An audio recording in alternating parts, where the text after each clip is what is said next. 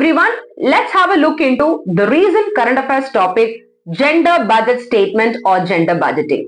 In the 2024-25 Union Budget, a lot of emphasis has been laid on women-led development, and this has actually highlighted a very strong commitment towards women's empowerment.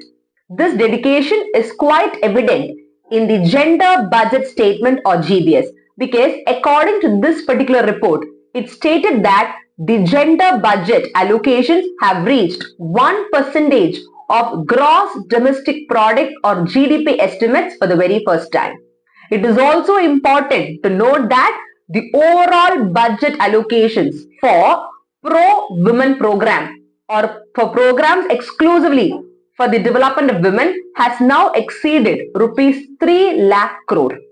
And this is showing or reflecting a very significant improvement in all the investments in various initiatives which is aimed at advancing or attaining gender equality. So now, let's have a look into what are the key highlights of gender budget statement. Point number one is, currently there has been a rise in all the pro-women allocation programs or scheme. Previously, the amount of money or let's say the allocations made for such kind of pro-women program or scheme was only 5%. But currently, the share of allocations for pro-women schemes has increased to approximately 6.8% of total budgetary allocations for the year 2024-25. This shows that a huge commitment has been taken in order to empower the women gender in every sphere, economic, social, and political as a whole. The next important highlight of the gender budget statement is there has been a change in the reporting structure of the GBS as a whole. The new reporting structure goes like this. There is an inclusion of Part C in the gender budget statement. Before going into this particular Part C, let me quickly tell you, previously if you see, gender budget statement operated on a certain structure or model. There were two parts. One is Part A and other is Part B. Part A consisted of all the allocations that will be exclusively done for the women development programs or scheme with 100% allocations. And Part B consisted of allocations for schemes or programs in the range of 3030 to 99% allocation. And now in the new gender budget statement, there has been a new structure called as inclusion of Part C. So Part C will include pro-women schemes or program with up to 30% of allocations women, such as, for example, Pradhan Mantri Kisan scheme.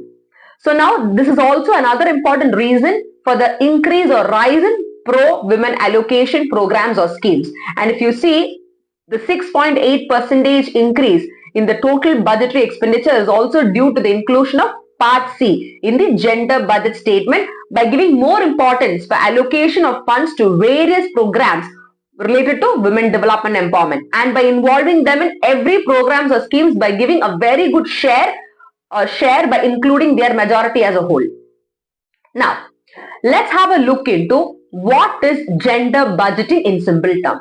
So basically, gender budgeting is a policy strategy that will start integrating a gender perspective into the budgetary process. So basically, gender budgeting aims to assess how the government spending and resource allocation has a great impact on both genders, that is men and women significantly.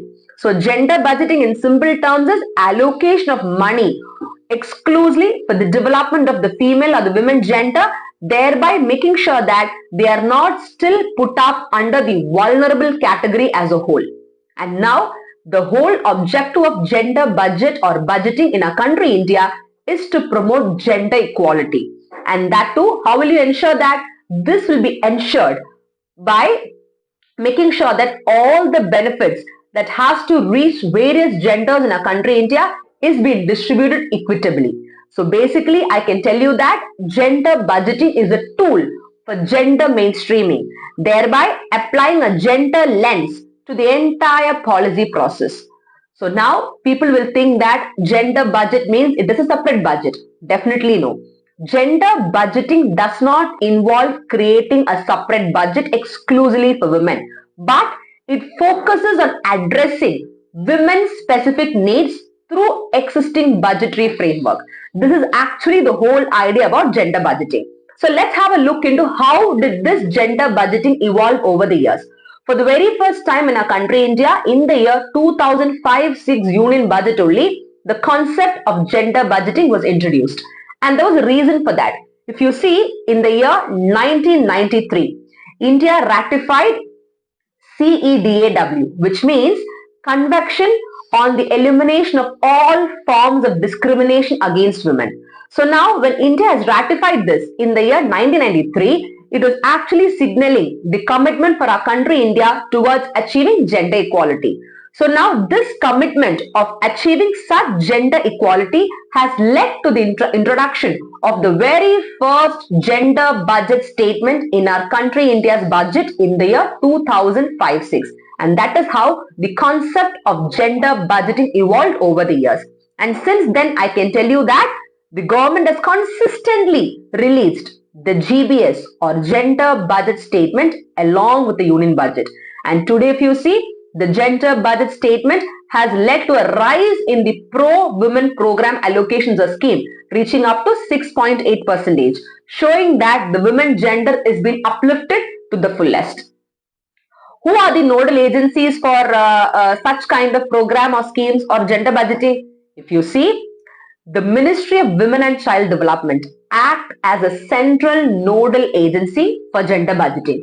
But if you see, there is also another ministry involved to it. That is the Ministry of Finance.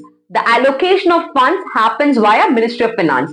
The policies, decisions and what all programs to be charted, that is taken care by the Ministry of Women and Child Development. So both these ministries, they are actually involved in the gender budgeting process.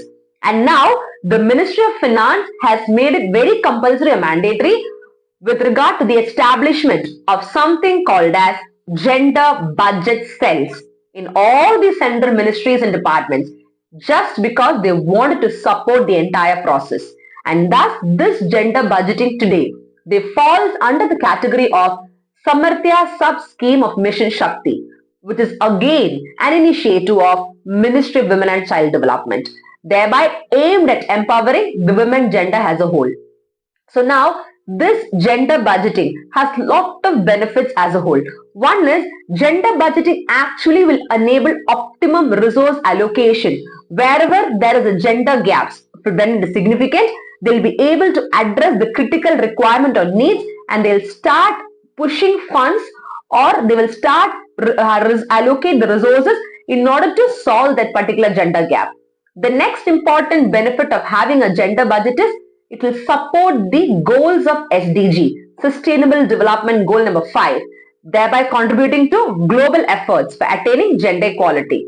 The next thing is it will enhance accountability in the context that it provides a very transparent, very good transparency in the allocation of funds and how the funds are used, thereby ensuring the commitment towards gender equality to the fullest. And thus, through gender budgeting, it automatically leads to strengthening the governance in a much better way.